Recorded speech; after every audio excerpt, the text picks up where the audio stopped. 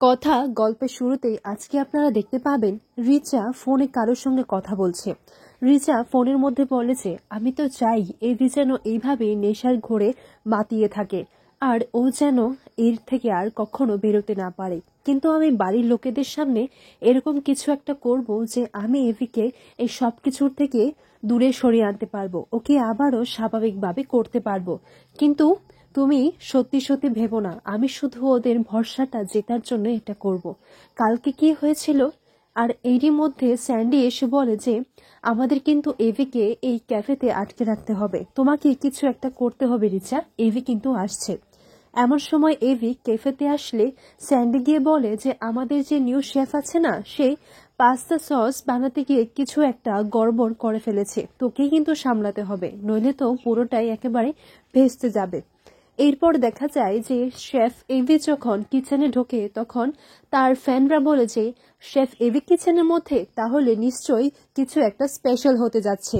AV শুরুতে শেফকে গিয়ে বকুনি দেয়, বলে যে নর্মাল একটা যেটা প্র্যাকটিক্যাল জিনিস সেটা তুমি ভুল করে দিলে, এটা কি করে হতে পারে। এরপর আমাদের শেফ এভি সেই পাস্তা সসটা বানাতে শুরু করে দেয়।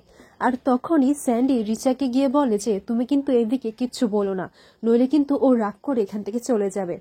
তো রিচা এভিকে গিয়ে বলে যে এখানের মধ্যে যদি আমরা একটু মিন্ট ফ্লেভারটা এড করি তাহলে কিন্তু খুব ভালো হবে। এভি রিচার এই ডিসিশনে সহমত দেয় আর রিচাকে সেই মিন্ট পাতাগুলো চপ করতে বলে। আর রিচা যেভাবে চপ করছিল সেটা দেখে এভি রিচার দিকে তাকিয়ে থাকে। আর এইদিকে দেখা যায় যে রিচাই সেই মিন্টের পাতাগুলো সেই প্যাস্তা সসের মধ্যে অ্যাড করে দেয়। আর এভি সেই প্যাস্তা সসের সুগন্ধটা শুনে বুঝে যায় যে ইটস পারফেক্ট।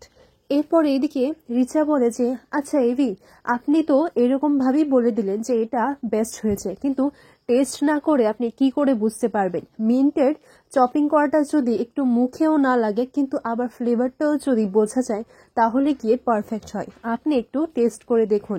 কে বুলিও ক্যাফেতে এসে দেখে যে এভির সঙ্গে কত লোকজনরা রয়েছে। বুলি এখানে এসেছিল রেজকিগুলো ফেরত নিতে, কারণ সেদিন টাকা দিয়েছিল কিন্তু সে খাবার খায়নি। এদিকে রাজা আর রানী বলে যে আমরা তো আবার এখানে অপমানিত হব। বুলি বলে ওমা, আবার রেজকিগুলো নেব না। এইদিকে বুলি যখন দেখে যে এভিকে কেউ খাইয়ে দিচ্ছিল তখন সেটা বুলির খুব খারাপ লাগে। আর রাজা রানী বলে যে এই তো, এটা তো ভালো সাহেব, তার মানে এটা কি ভালো সাহেবের রেস্টুরেন্ট? এরপর বুলি বলে চল এখান থেকে, আমরা আর রেজকি নেব না। তখন রানী বলে কি রে, তোর কি হিংসা হচ্ছে? ভালো সাহেবরে তো কদিন আগেই তুই দেখলি, আর অমনি তোর ভালো লেগে গেল, আর এখন ওদের দুজনকে একসাথে দেখে তোর হিংসে হচ্ছে? তখন বুলি বলে বারে, হিংসে হতে যাবে কেন? এই ভালো সাহেব আমার টাকায় পরে না খায় যে আমি হিংসা করতে যাবো? কিন্তু এই ভালো সাহেবের তো এত কাছের মানুষ রয়েছে, এত আপনজন রয়েছে, ওই ভালো সাহেবকে ওইসব ছাইপাশ গিলার থেকে ওরা দূর করতে পারে না? এরপর এভিকে যখন সবাই ঘিরে রেখেছিল তখন বুলি সেখান থেকে চলে যায়। এইদিকে দেখা যায় যে এভির বেরোনোর সঙ্গে সঙ্গে রিচাও বেরিয়ে পড়ে, বলে যে আমিও আপনার সাথে যাব, আর দুঃখটা যদি শেয়ার করা হয় তাহলে এটা কিন্তু কমে, সেটা কি আপনি জানেন না? আর আমার কিন্তু লং ড্রাইভ করতে বেশ ভালো লাগে। তখন এভি বলে কিন্তু আমার মোটেও ভালো লাগে না, আর আমি আমার পাশের সিটে কাউকে বসতে দিই না, আর কে বলেছে আপনাকে? আমি আমার দুঃখটা ভুলতে চাই না।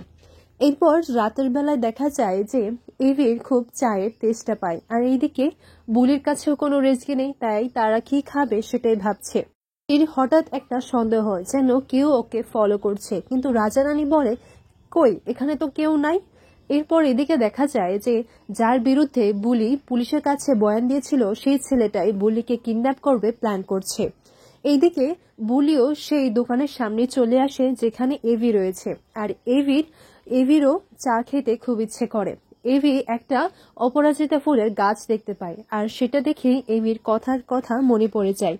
এদিকে চায়ের দোকানদারকে বলে যে আপনি আমাকে একটা চা বানিয়ে দিন তো, রাত অনেক হয়ে গেছিল। কিন্তু এভিও জেদ ধরে যে আপনাকে বানাতেই হবে, কিন্তু এভি জোর করে সেই দোকানটা খুলে নিজেই চা বানাতে শুরু করে দেয়। এদিকে বুলিও সবটা দেখছিল। বুলি বলে একটু লেবু মেশালে রংটা না আরো খাস্তা হবে। বুলি রাজা রানীকে বলে যে তোরা যা, আমি রুটি নিয়ে তারপর ফিরছি। আর এদিকে তখনই সে ছেলেটা বুলিকে কিডন্যাপ করে নেয়।